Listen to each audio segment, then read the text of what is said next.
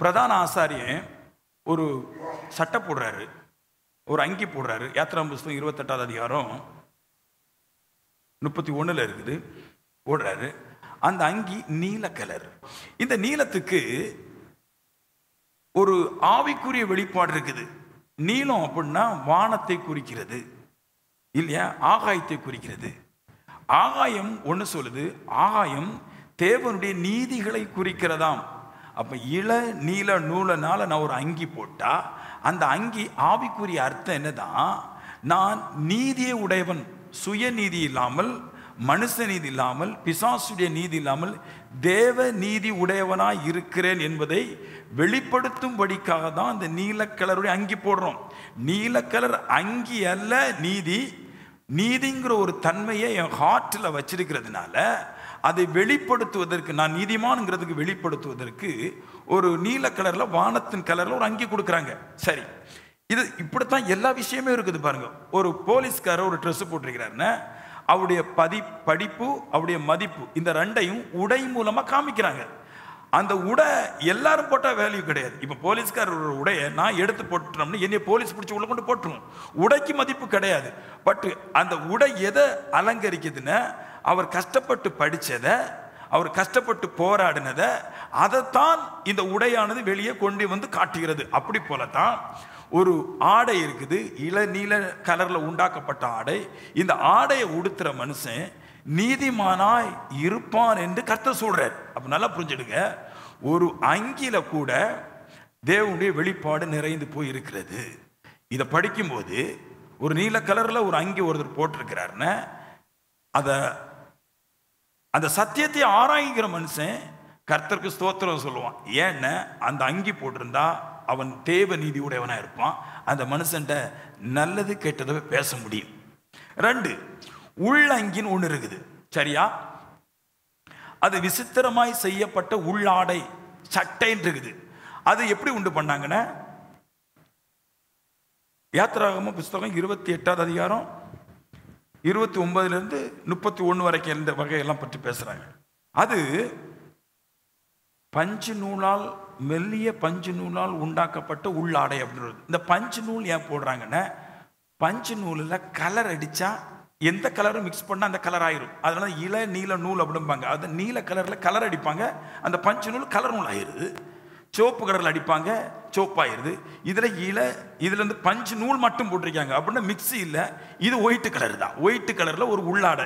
இதை நீங்க எங்க பார்க்கலாம்னா, இஸ்ரேலுடைய கொடியில பார்க்கலாம். அவங்க கொடி உள்ள வெள்ளை, வெளியே நீளமா இருக்கும். அதோடைய இதே அமெரிக்கா கொடியில பார்த்தீங்கன்னா நீலம், வெள்ளை, சிவப்பு இப்படிதான் இருக்கும். ஏமேன், இது எல்லாமே எதை கனெக்ட் பண்ணி வச்சிருக்கிறாங்கன்னா, அந்த ஒவ்வொரு விஷயத்திலையும் உள்ள ஒரு பெரிய அர்த்தம் இருக்கிறது, அதைத்தான் வெளிப்படுத்தி வச்சிருக்கிறாங்க. இங்கேயும் உள் அங்கில ஒரு வெளிப்பாடு இருக்குது. உள்ள அங்கி அது என்னன்னா வெள்ளை அப்படின்னு சொல்லுவது, அந்த வெள்ளை போடுறதுனால அவன் பரிசுத்தவான் அல்ல. சபைக்கு எல்லாரும் வெள்ளை போட்டு வராங்க பாருங்க. வெள்ளை போட்டு வந்தோடனே அவன் பரிசுத்தவான்னு சொல்லிடக்கூடாது. வெள்ளை யார் போடணும்? சபைக்கு போறவன் போடக்கூடாது. வெள்ளை யார் போடணும்னா, சுத்தமான இருதயமும் வெண்மை உள்ள உள்ளம் படைச்சவன் தான் அதை போடணும். சுத்தமான இருதயமும் உண்மை உள்ள உள்ளமும் சுத்தமுள்ள உள்ளமும் இருக்கிற ஒரு மனுஷனை போடும்போது இந்த மனுஷனுடைய அடையாளத்தை வெளிக்காட்டுகிறது. இப்போ அது சங்கீதத்துக்கு போகணும். ஏன்னா நான் உங்களுக்கு ஏன் சொல்றேன்னா, நீங்க சர்ச்சுக்கு போகும்போது நம்ம எல்லாருமே வெள்ளாடை உடுத்துட்டு தான் வரணும், அது மகிமையா இருக்கும். இல்லை பஸ்ஸில் போகும்போது அது மகிமையா இருக்கும். நம்ம சபையில் எல்லாரும் வெண்மை போட்டு ஆராதிக்கும் போது மகிமையா இருக்கும் அப்படி சொல்லக்கூடாது. அது உள்ளங்கி உள்ள போடலாம், பட் அதுக்குன்னு ஒரு ரகசிய வெளிப்பாடு இருக்கு பாருங்க.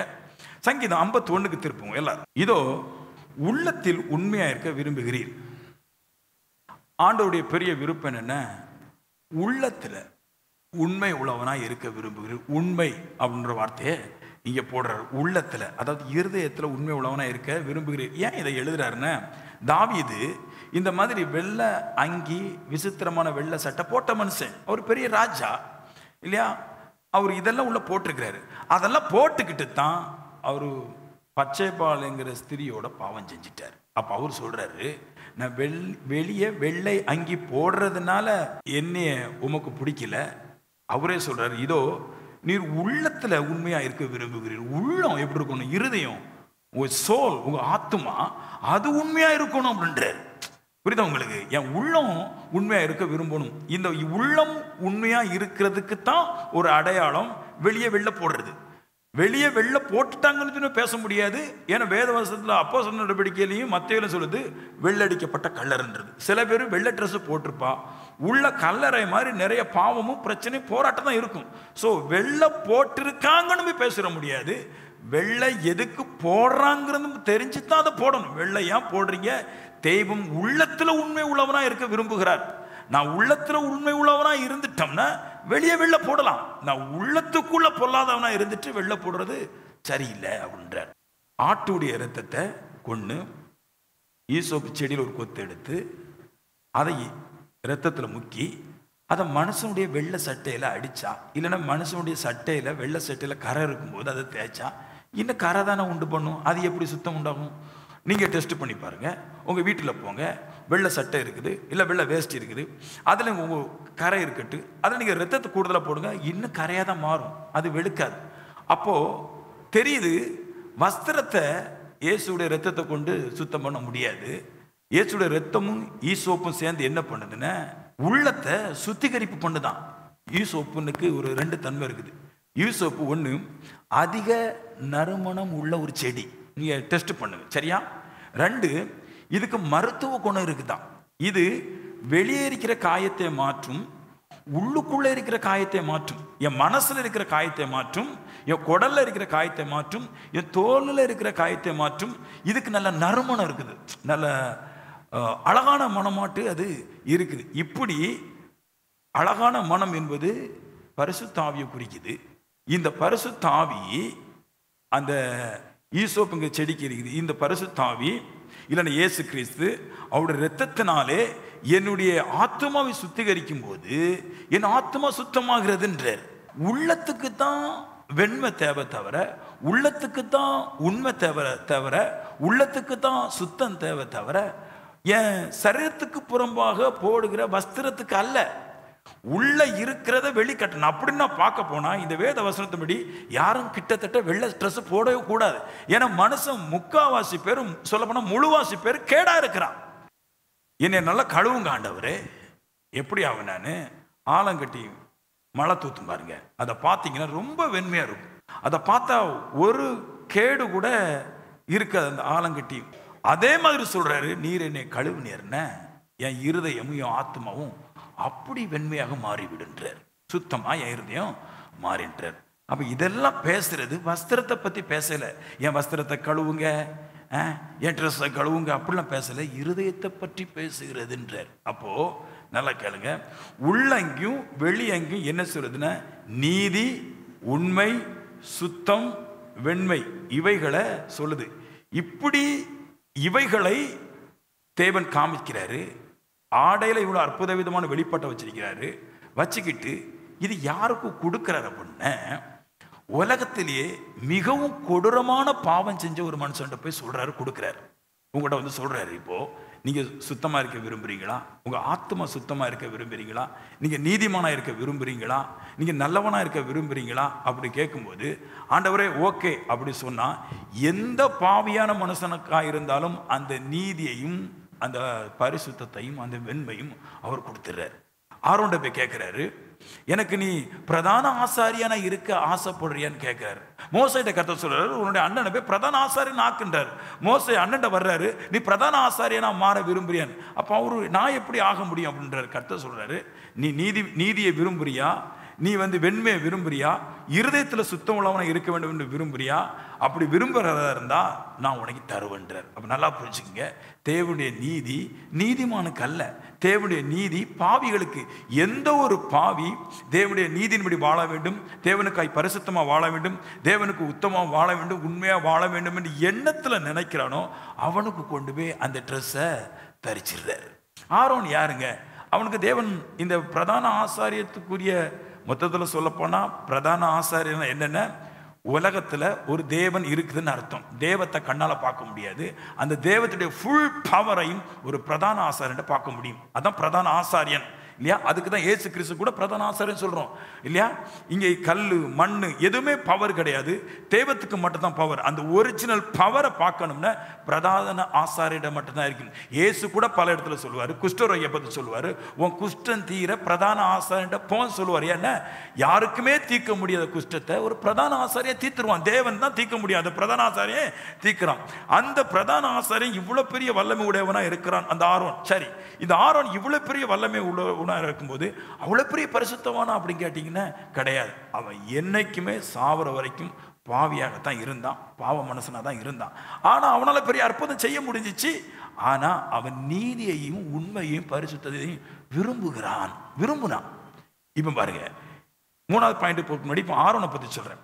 ஆரோன் யாருன்னு பாத்தீங்கன்னா, எகிப்துல பிறந்து எகிப்திலே வாழ்ந்தவன். எகிப்துக்கு இஸ்ரேல் ஜனங்கள் போகும்போது 66 பேர் தான் போனாங்க. அப்போ ஆரோன் பிறக்கல. ஆரோன் அங்க போய் கிட்டத்தட்ட 350-360 வருஷம் கழிச்சு தான் ஆரோன் பிறக்கிறான் இல்லையா? ஆரோன் பிறந்த பின்னாடி அவன் மிகுந்த கொடூரமான பாவி, மோசமான மனுஷன். அவன் தான் இஸ்ரேல் ஜனங்களுக்கு எகிப்திலிருந்து வரும்போது முதல்ல ஒரு விக்கிரத்தை உண்டு பண்ணி கொடுத்தவன். இதுதான் கடவுள்னு சொன்னவன். அதுல நிறைய பேரும் 3 பாவத்தில் விழுந்தாங்க. 1 தேவத்தை விட்டாங்க, 2 விபச்சாரம் செஞ்சாங்க, 3 கொலை செஞ்சாங்க. 3 பாவத்தில் விழுந்தாங்க. அந்த ஆரோன் செய்த விக்கிரம் தான் இன்னும் வரைக்கும் இங்க இயேசுநாதருக்கு ஒரு போட்டோ கொடுத்து ஒரு ஆட்டை பக்கத்தில் வச்சிருப்பாங்க. ஆடை கிட்டத்தட்ட ஒரு தேவ சாயலுக்கு கொண்டு வந்து வச்சிருக்கிறாங்க. இப்படி உலகத்துல மிகவும் பாவமான ஒரு காரியத்தை செஞ்சவன் தான் ஆரோன். இந்த ஆரோன்ட போய் கேட்கிறாங்க, நீ விரும்புறியான்னு கேட்கிற, நீ பரிசுத்தமா வாழ விரும்புறியா, நீ நீதியா வாழ விரும்புறியா, அதை மட்டும் தான் கேட்கிறாரு. கேட்டுக்கிட்டு அவன் ஓகே சொல்றான். ஓகே சொன்ன பின்னாடி 3வது ஒரு பாயிண்ட் அவனுக்கு கொடுக்குறாங்க. அதுல தான் அவன் அதை உண்மையிலே மனம் திரும்பி வாழ ஆசைப்பட்டான் என்பதை சொல்லுகிறது. 3வது பாயிண்ட் கச்சை.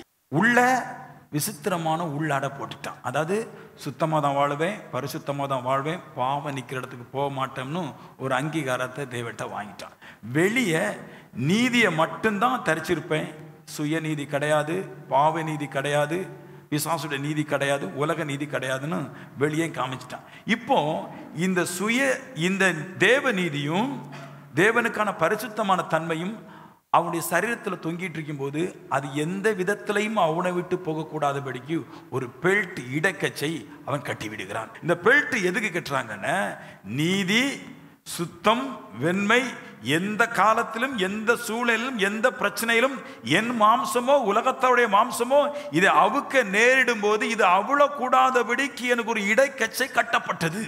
இப்ப கேட்கிறாரு, பரிசுத்தமா வாழ ஆசைப்படுறீங்க, நீதியாய் வாழ ஆசைப்படுறீங்க, இப்போ இடைக்கச்சையும் வாங்க ரெடியான்னு கேட்கிறார். இடைக்கச்சனை என்ன அப்படின்னா, எபேசியர் 6:14 சொல்லுது, சத்தியம் என்னும் இடைக்கச்சை.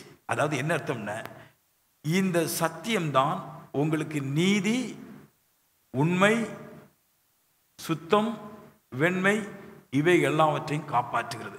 நீங்க எப்போ சத்தியத்தை இடக்கச்சையை போல உங்களுக்கு எடுத்துக்கொள்கிறீர்களோ அப்போதுதான் நீங்க நீதிமானாட்டும், உண்மை உள்ள மனுஷனாட்டும், சுத்தம் உள்ள மனுஷனாட்டும் வாழ முடியும். இதை இப்படி சொல்லட்டுனாங்க, எப்பமெல்லாம் நீங்க சத்தியத்தை விரும்புறீங்க, சத்தியம்தான் கேட்கணும், சத்தியம்தான் உங்களுக்கு இடக்கச்சை, இதுதான் என்னை நீதிமானாய் வளர்க்கும், இதுதான் என்னை பரிசுத்தமா வளர்க்கும், இதுதான் எனக்கு செல்வத்தை தரும், இதுதான் எனக்கு வெற்றியை தரும் அப்படின்ட்டு எப்பமெல்லாம் உங்களுடைய இருதயம் வாஞ்சிக்கிறதோ அதை முழுமையாக நீங்கள் கையாளும் பொழுது, சத்தியத்தையே கேட்பதற்கு உங்க இருதயத்தை கொடுக்கும் போது, இப்ப என்ன ஆயிருது, பெல்ட் இருக்கிற வரைக்கும் சட்டையும் பேண்டும் கலராது.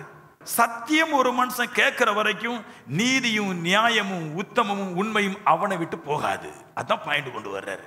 உள்ளனா பாவியா இருக்கலாம், மனுஷன் பாவியா இருக்கலாம், ஆனா அவன் உடுத்திருக்கிற 2 வஸ்திரமும் நீதியும் சுத்தம்ங்கிற அந்த 2 வஸ்திரமும் கலரக்கூடாதபடி சத்தியம் இடக்கச்சை கட்டிருக்கும் போது எந்த காரணத்தோடு சத்தியம் நல்ல கேட்டுக்க, சத்தியம் எப்போ உங்களை விட்டு போதோ அப்பவே உங்களை விட்டு நீதியும் சுத்தமும் உங்களை விட்டு போயிடும். சத்தியம் இருக்கிற வரைக்கும் தான் நீதி சுத்தம். சத்தியம் போச்சுன்னா பாவம் வந்துடும். அதனால சத்தியத்தை இடக்கட்சியானார் கட்டிக்கொண்டேன்றாரு. ஆள் உள்ள பாவிதான், உள்ள மோசமான மனுஷன் தான், ஆனா எப்போதும் சத்தியத்தினுடைய பக்கத்துல நிற்பாரு. எப்படி சூரியனும் சந்திரனும் ஒண்ணு சேராதோ அப்படி போல சத்தியமும் மனுஷனும் ஒண்ணு சேர மாட்டான். இவன் என்னைக்கு இத என் ஜீவனை பார்க்கிலும் அது எனக்கு வேணும் என்று எப்போ அதை ஏற்றுக்கொள்கிறானோ அப்ப ஜெயிச்சிடறான். இயேசு கிறிஸ்து தான் சத்தியம். அவரை பற்றிய உபதேசத்தை அல்லாமல் வேறொரு சத்தியத்தை கேட்கிறவன் நீதியையும் சுத்தத்தையும் பாதுகாத்துக் கொள்ள மாட்டான்.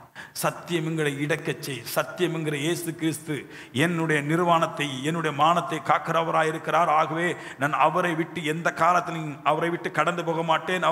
என்னுடைய இருதயத்தில் இருந்து என்னுடைய இடுப்பில் இருந்து நான் ஒரு காலம் அவரை பிரித்து கொள்ள மாட்டேன்ங்கிற அந்த உள்ளத்தில் ஆழமா இருக்கிற ஒரு பிடி, ஒரு கட்டு, அதான் பெல்ட்ன்றாரு. அது உங்களுக்குள்ள இருக்கிற வரைக்கும் உங்களை யாரும் அசைக்க முடியும். உள்ளங்கியும் வெளி அங்கியும் போயிடுச்சுன்னா இனி அற்புதம் செய்கிற 12 வல்லமைகளும் அவனை விட்டு போய்விடும். 12 முத்துக்களும் அவனை விட்டு போய்விடும். ஏபோத்து போயிடும். அதனால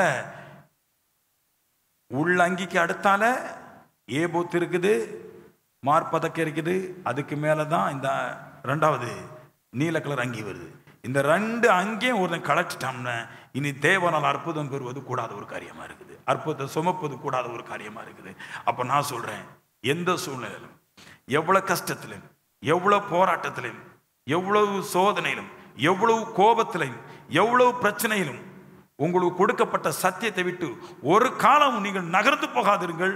நான் சொல்லுவேன், உங்களுக்கு கிடைக்க வேண்டிய எல்லா நன்மைகளும் உங்களுக்கு கிடைக்கும். சில நேரத்தில் கணவன் எனக்கு விரோதமா இருக்கலாம், ஊர் விரோதமா இருக்கலாம், பிள்ளைகள் விரோதமா இருக்கலாம், யார் விரோதமா வந்தால் நான் சத்தியத்தை கலட்ட மாட்டேன். அது உங்களுக்கு சொல்லிடுறேன். பிரதான ஆசாரியன் ஆரோன் இருக்கிறாரு, அவருடைய 2 பிள்ளைகளும் தேவனுடைய ஆலயத்தில் அவனுக்கு முன்னாடியே சாகுது. நாம் எல்லோருமே என்ன செய்வோம், சபையை விட்டு காலி பண்ணிடுவோம். நான் சில பேருக்கு பேசும்போதே பாவியா இருக்கிற மனுஷனுக்கு பிடிக்கல, ஆனா அவனுடைய மகன் இறந்தே போனான். அவன் அந்த தேவ சமூகத்தை விட்டு போகாமல் நம்ம கோபத்தில் கண்டிப்பாக கிழிச்சு போட்டுருவோம் ட்ரெஸ்ஸை. ஏன்னா பைபிளை நாளாக கிழிச்சிருவோம். என் சொந்த பிள்ளை செத்து போயிடுச்சு, இன்னும் வரும், எனக்கு இப்படி ஒரு வாழ்க்கை வேண்டாம்னு கண்டிப்பாக நம்ம சபையை விட்டு ஓடுவோம். நான் சொல்லுவேன், இங்கே இருக்கிற 90% பேர் அப்படி தான் செய்வீங்க. உங்கள் பிள்ளைங்க இங்கே சபைக்கு வர்றதுனால உங்கள் பிள்ளைங்களுக்கு ஒரு பெரிய கேடு இருந்தால் இந்த சபையை வேண்டாம், தேவனை வேண்டாம் விட்டுட்டு போவோம். ஒரு சோதனை பிசாசு அனுப்பும்போது அப்படி போகும். ஆனா ஆரோனோ சத்தியத்தை விட்டு ஒரு காலம் போக மாட்டேன், பிள்ளைக்காக சத்தியத்தை கலட்ட மாட்டேன், நீதியை போக்க மாட்டேன், சுத்தமான விஷயத்தை விட மாட்டேன்னு பிள்ளையை தூக்கி பாளையத்துக்கு புறம்பே போட்டான். எல்லாருக்கும் வஸ்திரத்தை தூக்கி தான் பாளையத்துக்கு புறம்பே போடுவாங்க. ஆமென். நிறைய வீட்டில் கேள்விப்பட்டிருக்கிறேன். 2 வஸ்திரம் வெள்ளை வஸ்திரம் வச்சிருப்பாங்க. அந்த வெள்ளை வஸ்திரம் வச்சு சபைக்கு போயிட்டே இருப்பாங்க. கொஞ்சம் பிரச்சனை வந்தோம்னா வெள்ளை வஸ்திரத்துக்கு கிழிச்சு போடுவாங்க, எரிச்சு போடுவாங்க. இனி இந்த வெள்ளை வஸ்திரம் எனக்கு வேண்டாம், இந்த சபை எனக்கு வேண்டாம்.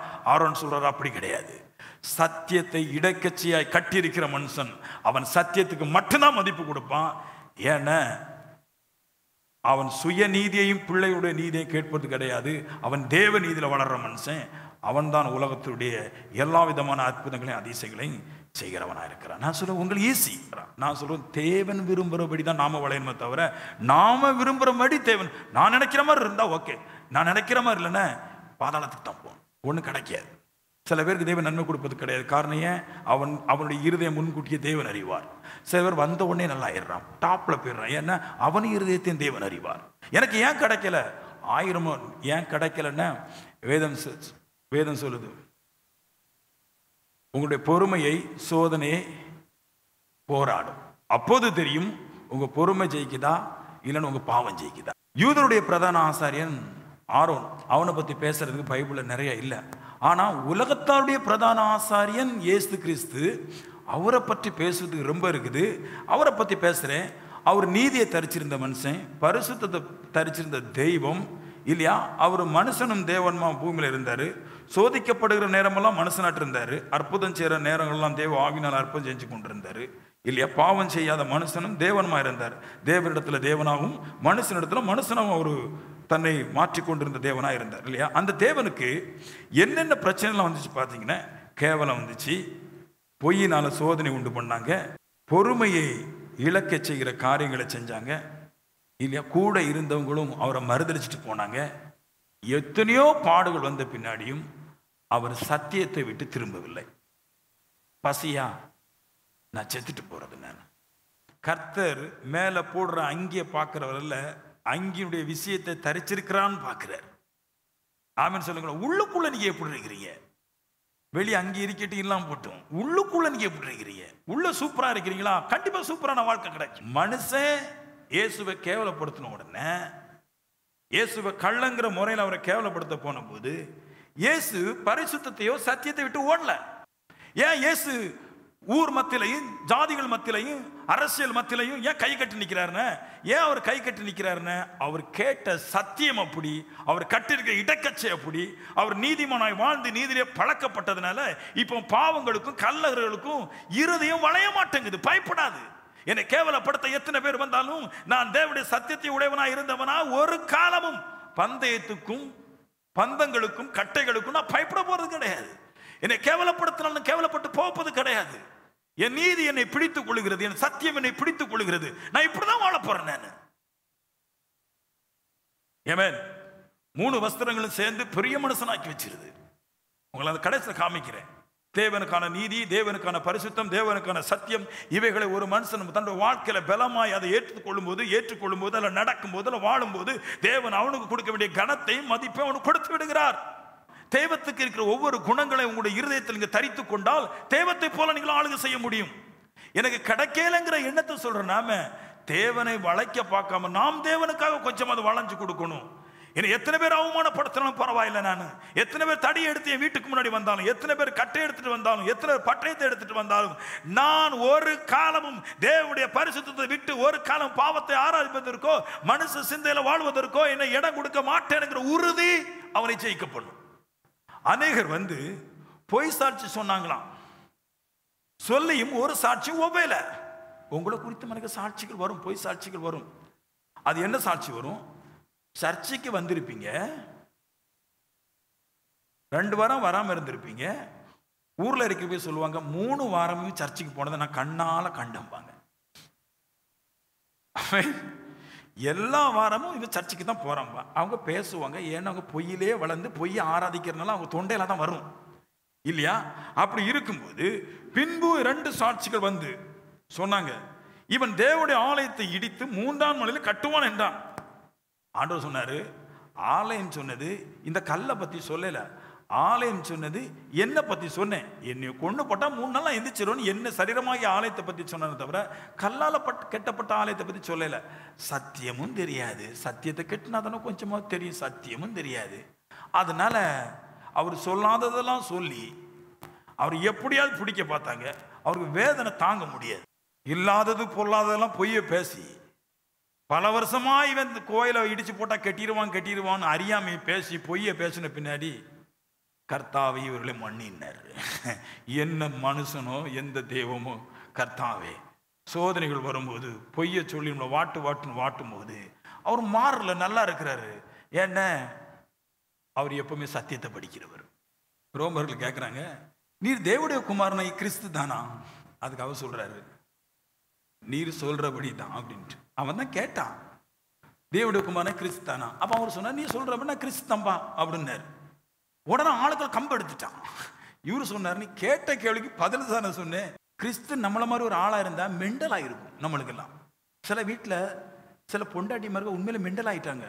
ஏன்னா புருஷமார்கள் மெண்டல் மாதிரி கேள்வி கேட்கான். ஆமாங்க, அவன் கேள்விக்கு நம்மளால அடக்கட்ட முடியாது, ஒரு மாதிரி இருப்பான். தண்ணி எடுத்து கேட்டா அதுக்கு ஒரு காமெடி பேசுவாங்க, பாயை விரிக்க சொன்னா அதுக்கு ஒன்று பேசுவோம். அந்த மாதிரி இங்க பேசிட்டு இருக்கிறான் பாருங்க. அவன் தான் கேட்டான், நீ தேவனுடைய குமாரனை கிறிஸ்துவா? அப்ப இவரு சொல்றான், ஆமா நீ சொன்ன மாதிரி தான். உடனே கேள்வி கேட்டவன் சொல்றான், தேவதூதன் சொல்லிட்டான் அப்படின்ட்டான். உடனே சொல்றான், நீ தேவன் தானா? ஆம். உடனே ஓடி போய் ஒருத்தன் என்ன பண்ணிட்டான், கண்ணை போய் கட்டி பிடிச்சிட்டான், பின்னாடி கட்டி பிடிச்சிட்டு ஒருத்தன் பொய் முகத்துல காரி துப்புறான். துப்பும்போது சொல்றான், இந்த காரி துப்புன சவுண்ட் உமக்கு தெரியுங்களா? அது யாரும் கண்டுபிடியும்? எனக்கு கடவுளுக்கு எல்லாம் தெரியும். நீ தேவனுடைய குமாரனை கிறிஸ்துன்னு சொல்றீரே, நீங்க முடிய கோரிடக்கூடாது. அவனை பார்க்கத்தானே முடிய கோர்ற. ஒரு புதிய ஜீன்ஸ் போட்டுறக்கூடாது. இப்ப எதுக்கு ஜீன்ஸ் போடுற? அதுக்கு என்ன பண்ணணும்? கர்த்தாவே, ஏன் இந்த கேள்வினா, சத்தியம் இல்லாமல் வேத வசனத்தை படிக்கிறது கிடையாது, சத்தியத்தை கேட்கறது கிடையாது. உள்ளுக்குள்ள எதையோ திங்க் பண்ணிட்டே இருக்கிற கிட்டு கிட்டு கிட்டு கிட்டு 7-8 பாம்பும் பள்ளிகளும் ஓடுற மாதிரி சவுண்டு. அப்படி நடந்துருமோ, இப்படி நடந்துருமோ, இது நடந்துருமோ, இந்த மாதிரி சோதனை இந்த மாதிரி நம்மளை பொறுமையை இழக்க பண்ணிடுவாங்க. சில வீட்டில் பொண்டாட்டிமா இருக்கு, சில வீட்டில் புருஷமா இருக்கு இல்லையா? ஒருத்தன் வந்து நிற்கிறான், மூணாவது ஒருத்தன் வரான், அவன் கண்ணத்தை பிடிச்சிக்கிறான், கண்ணை பிடிச்சிக்கணும். ஒருத்தன் வரான், இப்படி இப்படி வச்சுட்டு வரான், வச்சுட்டு வந்து வாங்கிட்டு ஒத்தாட்டி டம்முன்னு.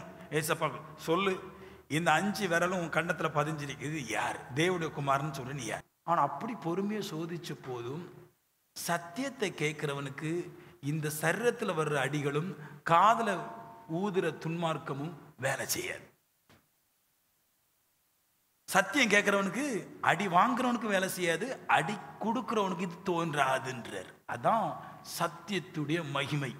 நான் பெல்ட் கட்டிருக்கேன் வைக்கலாம், இங்க பெல்ட் கட்டிருக்கிறேன், எவ்வளவு மழை தூத்தினாலும் பேண்ட் வழுகி போகாது, எவ்வளவு காற்று அடித்தாலும் பேண்ட் வழுகி போகாது. ஏன்னா என்னுடைய அறக்கச்சை, என்னுடைய கச்சை அவ்வளோ ஸ்ட்ராங்.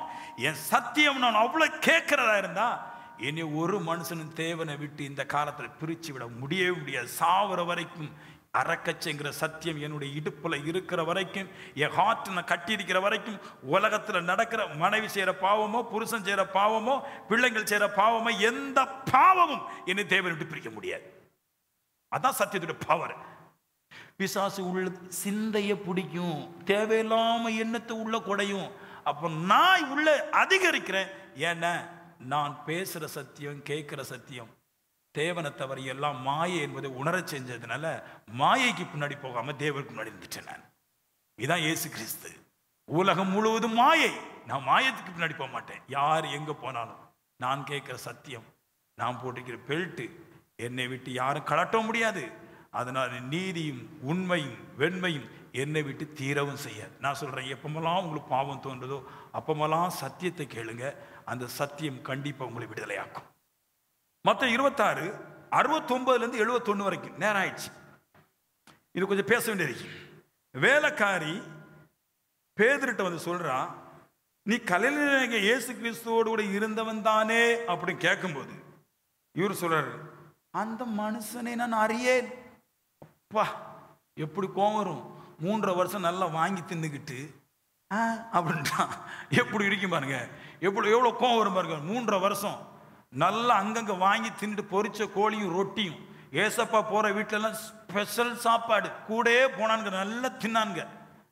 வனாந்திரத்தில் அற்புதம், இதுவரைக்கும் தின்னாத சாப்பாடு, நல்ல மீன், கூட கூட மிச்சம் எடுக்கிறவளோ மீன். நம்ம வீட்டில் மீன் வரும், ஒரு பீஸோட வயிறு நிறைஞ்சிடும். சில வீட்டில் அதுவும் கிடையாது. போ அங்கே கூட கூடைய மீன், கூட கூடைய பிரெட்டு வச்சு கட்டைக்கு அடிச்சுக்கிட்டு ஒரு பிரச்சனை வந்த உடனே கேட்குறாங்க, பேதுரு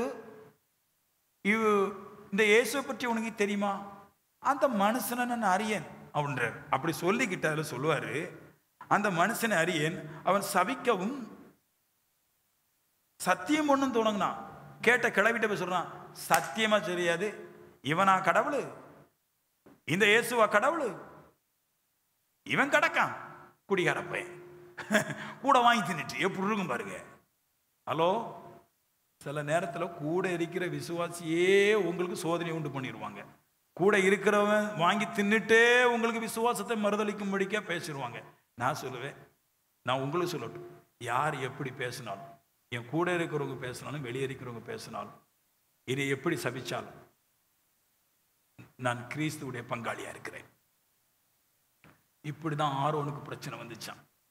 எல்லா பிரச்சனையும் அப்படி ஸ்ட்ராங்கான்ட்டான்.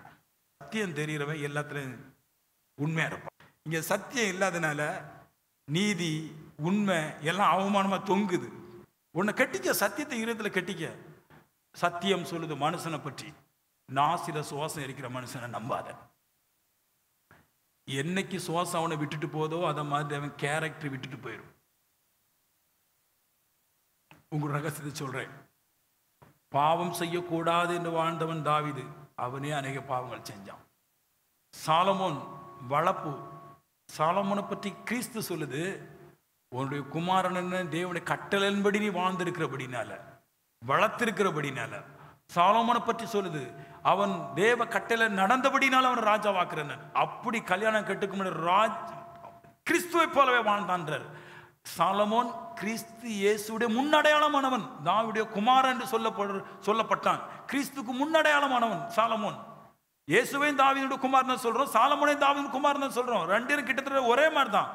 ஆனா ஃபர்ஸ்ட் வாழ்க்கை இடைவேளைக்கு முன்னாடி சாலமோன் ஒரு கிறிஸ்துவை போல வாழ்ந்தான்.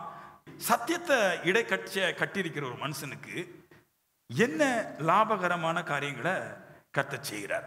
யோவானுக்கு புத்தகம் 12 20-26 வசனத்துல சில விஷயங்களை சொல்றேன். நீதி, பரிசுத்தம், சத்தியம் இவைகள் உங்களை எந்த அளவுக்கு தூக்கி பிடிக்க போகுது அப்படின்னு சொல்றேன். எந்த அளவுக்கு உங்களுக்கு மகிமை தரப்போகுது அப்படின்ற. சில கிரேக்கர்கள் இயேசுவிடத்துல வந்தார்கள். அவங்கள அந்தேரியா, பிலிப்பு என்பவர்கள் இயேசுவிடத்துல கூட்டு வந்தாங்க. அப்படி வந்தபோது இயேசு சொன்னாரு, மனுஷகுமாரன் மகிமை அடையும்படியான வேலை வந்தது. அது வேலை வந்துச்சுன்னா டைம். எப்படி மனுஷகுமாரன் மகிமை அடைகிறார் அப்படின்னு என்ன அர்த்தம்? நீங்க மகிமை அடையணும். கிரேக்கர்கள் சில பேர் வந்திருக்கிறாங்க, அவங்களோட ஒரு விஷயத்த சொல்ல வராரு, நீங்க மகிமை அடையணும். ஊரும் உலகமும் உங்களை பார்த்து, உங்களோட உயர்வை பார்த்து உங்களை புகழணும். தேவத்திட்ட போனதுனால நல்லா இருக்காங்கன்னு சொல்லணும். தேவத்திட்ட போனதுனால ஆசீர்வாதம் வந்திருக்குன்னு சொல்லணும். தேவத்திட்ட போனதுனால குணத்துல மாற்றம் இருக்குன்னு சொல்லணும். தேவத்திட்ட போனதுனால நல்ல படிப்பு வந்திருக்குன்னு சொல்லணும். தேவத்திட்ட போனதுனால வீடும் கார்களும் நிலங்கள் எனக்கு வந்திருக்குன்னு சொல்லணும். அதைத்தான் இங்க ஒண்ணு காமிக்கிறாரு. கிரேக்கர்கள் சில பேர் வந்த உடனே சொல்றாரு, மனுஷகுமாரன் மகிமை அடையும்படிக்கான வேலை வந்துச்சு. மனுஷகுமாரன் எல்லாரும் மகிமைப்படுத்த போறாங்க. தேவனும் மகிமைப்படுத்த போது மனுஷனும் மகிமைப்படுத்த போறான். அது எப்படின்னு சொல்றாரு. ரெடியா? 24 சொல்றாரு, 12:24, மெய்யாகவே மெய்யாகவே நான் உங்களுக்கு சொல்லுகிறேன், கோதுமை மணியானது நிலத்தில் விழுந்து சாகாவிட்டால் தனித்திருக்கும், செத்ததே ஆகில் மிகுந்த பலனை கொடுக்கும். கோதுமை மணியை பத்தி சொல்றாரு. 2 நேரம் சொல்றாரு, மெய்யாகவே மெய்யாகவே. கோதுமை மணின சுத்தமான கோதுமை, அதுக்கு பேர் தான் மணி. சுத்தமான கோதுமைக்கு பேர் தான் மணி சொல்லுவாங்க. சுத்தம் இல்லாத கோதுமைக்கு, இல்லைன்னா பாதியா இருக்கிற கோதுமைக்கு, உயிர் இல்லாத கோதுமைக்கு அதுக்கு குருணாங்கிற வார்த்தை தான் கொடுக்குறாங்க. சுத்தமான கோதுமைக்கு மணி.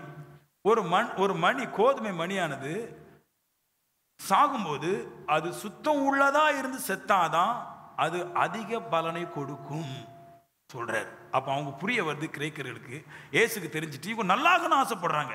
அதுக்கு அவர் சொல்றாரு, ஒரு மனுஷன் ஒரு கோதுமை மணியை சொல்றாரு. கோதுமை மணி விதைக்கும் போது நல்ல விதைகளை தான் மனுஷன் விதைப்பான். மணியை தான் விதைக்கணும்.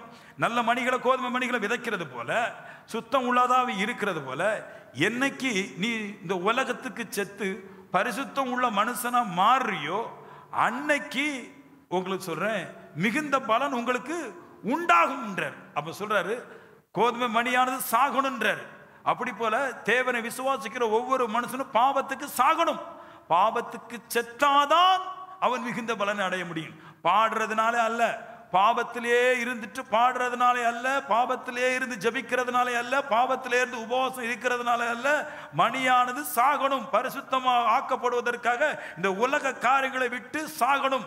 எல்லா கோதுமை மாதிரி அல்ல இந்த கோதுமை மணி. இது மட்டும் பிரிச்செடுக்கப்பட்டிருக்கும், விதைப்பதற்காகவே பிரிச்செடுக்கப்பட்டிருக்கும் எல்லா கோதுமையில இருந்து. அதே மாதிரி ஒருவன் மகிமை அடைய வேண்டும் என்றால் இந்த உலகத்திலிருந்து பிரித்தெடுக்கப்பட்ட மனுஷனை போல, உலகத்துக்கு செத்தவனை போல இவன் தன்னை தானே உலகத்தை விட்டு மாற்ற வேண்டும். இந்த கோதுமை மணியுடைய அற்புதம் என்னன்னா, உலகத்துல இருக்கிற வரைக்கும் அது பலன் கொடுக்காது. அது உலகத்தை விட்டு பூமிக்கு கீழே போகும்போது தான் பலன் கொடுக்கும். அப்படி போல நீங்கள் இந்த உலகத்தோடு கூட ஐக்கியமா இருக்கிற வரைக்கும் பலன் கொடுக்க முடியாது. நீங்க மகிமை அடைய முடியாது. நானும் சரி இந்த உலகத்துல இருக்கிற வரைக்கும் மகிமை அடைய முடியாது. நான் இந்த உலகத்துக்கு விட்டு மரித்து எழும்பும் போது நான் அந்த மகிமையை பெறுவேன் அப்படின்ற ஒரு மனப்பக்குவத்தை கர்த்தர் சொல்லி கொடுக்கிறாரு கிரேக்கர்களுக்கு. அவங்களுக்கு சத்தியத்தை பத்தி தெரியும், நல்லா வரணும், அதனால பாடணும், ஆராதிக்கணும். அதெல்லாம் உண்மைதான், அது பொய்யல்ல, தேவையானதான். ஆனால் கோதுமை மணியானது உலகத்தை விட்டு பூமி கீழே போறது போல நான் இந்த உலகத்தை விற்கும், உலகத்துக்கு எனக்கு சம்பந்தம் இல்லாத ஒரு வாழ்க்கைக்கு நேராக போகும்போது தான் சொல்றாரு, இப்பொழுது உங்களுக்கு என்ன உண்டாகுது, மிகுந்த பலனும் உண்டாகுதுன்றார். பலனை பிடிச்சிடுங்க. உலகத்தோடு கூட இருக்கிற வரைக்கும், நல்லா கேட்டுக்க, உலகத்தோடு கூட இருக்கிற வரைக்கும் ஏன் பலன் தராதுன்னா, நம்ம தர முடியாதுன்னா, உலகத்தில் இருக்கிறவங்க யாருமே பலன் தரல. அவங்களோடு கூட நாம் அவங்களோட ஐக்கியப்பட்டிருக்கும் போது பலன் தர முடியாது. நான் இருட்டில் இருந்தால் எனக்கு கண்ணு குருடாதான் ஆகும், வெளிச்சத்தில் இருந்தால் பார்வை அடையும். உலகத்தை இருள் என்று சொல்லுது. உலகத்தில் இருக்கும்போது இருளுக்குள்ள இருக்கிற மனுஷன், இருளில் இருக்கிற மனுஷன் பலன் அடைய முடியாது, வெளிச்சத்துக்கு வரணும். அப்படி போல ஒருவன் மிகுந்த பலனை அடைய வேண்டும் என்றால், அந்த வார்த்தை போட்டு பாருங்க, மிகுந்த பலன், கொஞ்சம் அல்ல, மிகுந்த பலன், பெரிய பலன், உயர்ந்த பலன் அடைய வேண்டும் என்றால் இந்த உலகத்துக்கு தான் மரித்திருக்க வேண்டும். மெய்யாகவே மெய்யாகவே 2 முறை சொல்றேன். இது கன்ஃபார்ம், இது உறுதி. ஒருவன் மிகுந்த பலனை அடைய வேண்டும் என்றால் இந்த உலகத்துடைய ஞானத்தையும், உலகத்துடைய புத்தியையும், உலகத்துடைய அறிவையும், உலக சிந்தையும் கேட்காமல் தேவ சிந்தைக்கு நேராக ஏற்பட்டு தேவன் சொன்னபடியே மனுஷனை விக்கிரங்களை விட்டு ஒதுங்கி மனுஷன் வாழும் போது மிகுந்த பலனை அடைவான்றார். மிகுந்த பலன் ஒண்ணு கீழே வாசிக்கும் சொல்லுது. தேவன் வானத்திலிருந்து பேசாம வைக்கிற முத பலன் சொன்னார், நான் உன்னை மகிமைப்படுத்தினேன், இன்னும் மகிமைப்படுத்துவேன். முதல் மிகுந்த பலன் ஃபர்ஸ்ட் ஒன். தெய்வம் காணக்கூடாத தேவன் மனுஷனோடு பேசுறதான உலகத்தில் மிகுந்த பலன். இந்த பலன் உலகத்தில் 99 பேர் பெற்றுக்கொள்ள முடியாது, எவனாவது ஒருவன் தான் பெற்றுக்கொள்வான். அந்த மனுஷன் உலகத்துக்கு மரிச்சவன். தேவன் உலகத்துக்கு மரிச்ச மனுஷனோட பேச ஆசைப்படுறார். உலகத்தோடு ஐக்கியமா இருக்கிற மனுஷனோட தேவன் பேச ஆசைப்படுவது கிடையாது. இயேசு கிறிஸ்து உலகத்துக்கு மரித்தவராயிருந்தனால தான் அவர் ஜெபம் பண்ணும் போதெல்லாம் அவருடைய சத்தம் இயேசுக்கு கேட்டது. அவர் உலகத்துல ஏதோ ஒரு காரியத்துல கூட அவர் ஜாயின் இருந்தா கூட தேவன் அவரோட பேச மாட்டார். அதான் கிரேக்கர் சொல்லி கொடுக்கிறார். நான் தேவ சத்தியத்தை கேட்கிறேன். தேவன் சத்தம் போட்ட போது ஏதோ மின்னல் வெட்டிட்டு ஏதோ ஒரு சத்தம் வந்துருச்சு அப்படின்னு பெறாத்துறாங்க. இவர் சொல்றாரு, அப்படி ஒண்ணும் கிடையாது. நான் உலகத்துக்கு வேறுபட்டவனாய் இருக்கிறபடினால, உலகத்துக்கு மரிச்சவனாய் இருக்கிறபடினால மிகுந்த பலனாகிய தேவ சத்தத்தை நான் கேட்கிறேன். கேட்கிறீங்களா நீங்க தேவ சத்தத்தை? உங்களுக்கு கேட்க முடியுமா? நான் 22 வருஷம் போயிருக்கிறேன், உங்க சத்தத்தையும் நீங்க கேட்க முடியாது. தேவ சத்தத்தை எப்படி கேட்பீங்க? உலகத்துக்கு மரிக்கிற மனுஷன் மட்டும் தான் மிகுந்த பலனை கொடுப்பான்றார். என் மனம் போன போக்கில், என் ஆசைப்பட்ட வாழ்க்கையில் என் நண்பன் இருக்கிறான், என் ஃப்ரெண்ட் இருக்கிறாரு, எங்கள் சித்தப்பா பையன் இருக்கிறான், என் சித்தி பையன் இருக்கிறான், எங்கள் அக்கா அங்கே போயிருக்கிறான், எங்கள் மாமி இங்கே போயிருக்கிறா, அவங்க உலகத்தோடு இருக்கிறாங்க, அது நானும் உலகத்தோடு தான் இருப்பேன். அவங்க தேவனோட ஆலயத்துக்கும் போவாங்க, அவங்க ஊரில் இருப்பாங்க, அவங்க சபைக்கும் போவாங்க, அவங்க திருந்து வாங்குவாங்க, இங்கே கல்யாணம் கட்டி கொடுப்பாங்க, அவங்க அப்படி இருப்பாங்க, இவங்க இப்படி இருப்பாங்க. இப்படின்னு மனுஷனோடு கூட ஐக்கியப்பட்டு இருக்கிறவன் மிகுந்த பலனை அடைய மாட்டான். தேவனோடு கூட சாவுன்றார், செத்துன்றார். கோதுமை பத்தி ஒரு ரகசியத்தை சொல்லட்டுமா? கோதுமை மணி அது வளர்ந்திருக்கும் போது ஒரு குடும்பமாகவே தான் வளருகிறது, ஒத்தையில வளராது. கோதுமை செடி இருக்கு பாருங்க, வளருது பாருங்க. அது வளரும் போது ஒரு கோதுமைமாக அது வளரல, நிறைய கோதுமைகளாக தான் வளருது. ஆனா அந்த கோதுமைகள் எல்லாம் ஒன்றாக இருப்பது கிடையாது. அவைகள் ஒன்றாக இருக்கும் பிசாசு கூடாது. அவைகளெல்லாம் கலைக்கப்பட்டு வெவ்வேறு இடத்துக்கு போறது போல நான் சொல்லுவேன். அது அந்த கோதுமை மணியானது அந்த செடியில இருந்து நல்ல சத்துக்களை எடுத்துக்கிறது, விதைப்பதற்காக கொண்டு போகப்படுகிறது. அந்த செடியில இருந்து கொஞ்சம் சத்தை எடுத்துறது மனுஷன் சாப்பிடுறதுக்காக கொண்டு போகப்படுகிறது. செடியில இருந்து கொஞ்சத்தை எடுத்துக்கிறது, அது வேஸ்ட்டு கொண்டு போகப்படுகிறது. அந்த கோதுமை பல விஷயத்துக்கு போகிறது. அவைகளெல்லாம் அந்த கோதுமையிலிருந்து வருகிற சத்தத்தையும் சத்தம் எடுக்கிறதுனால வேறு பிரிக்கப்படுகிறது. அப்படிதான் இந்த கோதுமை மணி உண்டாகிறது. அப்படி போல நான் உலகத்துல ஒரே கற்பத்துல 10 பேரோட பிறந்திருக்கலாம். அந்த 10 பேரும் தேவ சத்தியத்தை கேட்டு பல விதத்துல இருப்பான். நான் சொல்லுவேன், உலகத்தை பிரிந்து வாழக்கூடிய அளவுக்கு சத்தியத்தை கேட்டு உறவுகளை விட்டு பிரிந்து மாறி இருக்கிற ஒரு மனுஷனை தேவ சத்தம் கேட்பான். அவருடைய சத்தம் ஒரு நாள் நீங்க கேட்டுட்டீங்கன்னா நீ சாகும்போது பல ஆயிரம் பேர் உன்னை அடக்கத்துக்கு வருவாங்க. ஒரு முறை கேட்டு அது அப்படிதான் வளைக்கும். அது அவ்வளவு இனிமையானது. அந்த சவுண்டு சூப்பரா இருக்கும். இந்த சவுண்டை பத்தி தான் நான் அடுத்த வாரம் பேசும். ஒரு முறை கேட்டப்போ, ஒரு முறை கர்த்தர் உங்களோட பேசுனதை கேட்டப்போ வாழ்நாள் முழுவதும் உலகத்தையே விட்டுருவீங்க, மெய் மறந்துடுவீங்க. அந்த சத்தம் வேற மாதிரி இருக்கும். அதனால அது காசு இருந்துச்சோ இல்லையோ, ஆட்கள் வந்துச்சோ வரலையோ, யாருக்கும் ஃபோன் பண்ண மாட்டேன். எங்க ஏசப்பா சவுண்டை மட்டும் தான் கேட்டிருப்பேன். நீங்க வாங்கப்பா. மனுஷன் ஒருக்கா அன்பு பாராட்டுவான், அப்போ மைண்ட்ல அன்பு பாராட்டணும் ஆசை, அன்பு பாராட்டுறான். இன்னொரு நேரம் என்னைய தூசிக்க ஆசை இருக்கும், தூசிக்கிறான். மனுஷன் பல வேறுபட்ட எண்ணத்துல வருவான். கர்த்தர் அப்படி இல்லை. அவர் ஒரு நேரம் சொன்னா 10,000 சொன்ன மாதிரி சொன்னதான், வாக்கு மாறாது ஜெயத்தை தருவார். மகிமை அத்தான். இப்பதான் இவங்களுக்கு புரியுது, கிரேக்கர்களுக்கு நம்ம இதான் நல்லா வராம இருக்கிறோம் போல தெரியுது. பிசாசு கண்ட கண்ட காரியத்தெல்லாம் கொண்டு வந்து இழுக்கும். கோதுமை மணியானது ஒத்தையில தான் சாகும், வரும்போது 1000 தூக்கிட்டு மொத்தமாக வரும் இல்லையா? அது அப்படித்தான் 100, 50, 200 இருக்கும். அது மாதிரி சொல்லுவார். அதான் சொல்றாரு, நான் சாகும்போது ஒத்தையில தான் சாவேன், எந்திரிக்கும் போது எல்லாரையும் என்னிடத்துல எடுத்துக்கொள்ளுவேன். சாகும்போது ஒத்தாள் தாயா, எனக்காண்டி யாரும் வரமாட்டான். கூட இருந்த பேதுருவே கை கழுவிட்டு போயிட்டான். என்னை பத்த ஆத்தா அந்த மலையில இருந்தா, பக்கத்திலேயே வரல. கட்டுக்கதையெல்லாம் இருக்கு. இயேசுநாதர் சிலுவை சுமந்துடும் போது ஒரு ஸ்திரீ ஓடி போய் இயேசுடைய மூஞ்ச அப்படி தொடச்சி அந்த அந்த கர்ச்சிப்புல ஏசப்போடைய சுரூபம் வந்துடுச்சான். அந்த பைபிள்லாம் நான் இன்னும் படிக்கவும் இல்லைப்பா. இந்த பொய் கட்டுக்கதையை விட்டுட்டு என்னை மாதிரி பரிசுத்தமா சாவும். எந்த கோதுமே ஒத்தையில செத்தா பல மணிகளை கொண்டு வரும். நான் இன்னைக்கு ஒத்தையில சாவுறேன், எழும்பும் போது எல்லாரையும் என்னிடத்தில் எடுத்துக்கொள்ளுவேன். அதாவது என்ன, எழுப்பவே எல்லாரும் என்னை விசுவாசிப்பாங்க, நம்புவாங்க. ஒத்தையில தான் போறேன், பல லட்சம் பேர் நான் எனக்காக எடுத்துக்கொள்வோம் பாரு. அந்த மாதிரி சொல்றாரு. நீ பரிசுத்தங்கிற ஒரு வல்லமை தெய்வத்துக்காக நீ வாழ்ந்துட்டேன, ஒத்தையில இருக்கிற நீ இன்னும் கொஞ்சம் நல்ல 10,000 நன்மைகளோட நீ இருப்பன்ற. பிசாசனை மையப்படுத்துறது என்ன, நான் அக்காவுக்காக வரமாட்டேன், நோய்க்காக கருத்தட்ட வரமாட்டேன், எனக்கு பிரச்சனை அதெல்லாம் வரமாட்டேன், இதெல்லாம் பிசாசை மையப்படுத்துறது. இவர் சொல்றாரு, இதெல்லாம் விட்டுட்டு தேவ சமூகத்தில் அம்மோன்னு வந்து கடை, பரிசுத்தத்துக்காக வாழு, அவருக்காகவே நில்லு. தேவ சத்தம் கேட்கறது மட்டும் இல்லை, நீ மரிச்சா உன்னை எழுப்புவாரு. நீ எந்திக்கும் போது ஒத்தையிலவே தனிமையா ஏதோ பாதாளத்தில் கிடக்கிற மாதிரி அல்ல, நீ மரிச்சு எந்திரிக்கும் போது, பூமியில் இருக்கும்போது அவருடைய சத்தத்தை கேட்டு எல்லாவற்றையும் பெறுவ. மரிச்சு எந்திரிச்ச பின்னாடியும் நீ காணக்கூடாத அற்புத விஷயமான காரியங்களாம் பார்ப்பா என்ற